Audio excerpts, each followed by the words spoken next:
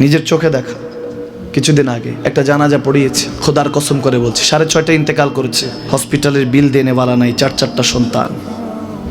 অ্যাম্বুলেন্সে ঘরে ঘরে আসবে, 1000-1200 টাকার বিল দেনেওয়ালা নাই। কি বুঝলেন? ক্ষণস্থায়ী দুনিয়া। মুমিনের কম থাকলেও আমি বলি, কেউ যদি এসে বলে হুজুর একটু দোয়া করেন, খুব পেরেশানিতে আছি, আমি তার হাত চুমু খেয়ে বলি তোমাকে মোবারকবাদ, আল্লাহ তোমাকে ভালোবাসে।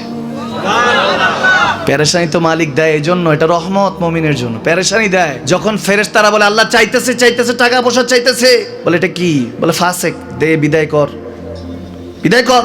তার চাওয়া চেয়ে বিরক্ত লাগে, বিদায় কর, কি লাগে দে। আল্লাহ 10 কোটি দিয়েছে, 100 কোটি দে, বিদায় কর।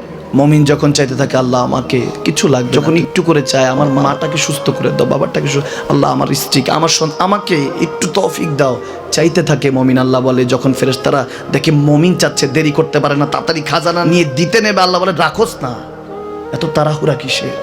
তার চাওয়ার মধ্যে তো প্রেম আছে, একটু চাইতে দেস না। থাকুক না মুমিন আর একটু পেরেশান, থাকুক না, থাকতে দেস না, একটু থাক, একটু থাক। পেরেশানিতে রেখে আল্লাহ মজা নেয়, মহব্বত নেয়, মুমিনের অন্তর থেকে খুশবু নেয়। আল্লাহর বড় মায়া। মুমিন যখন চায় আল্লাহ তখন মায়ার নজর নিয়ে তাকায়, হায় হায় আমার বান্দা, সুবহানাল্লাহ।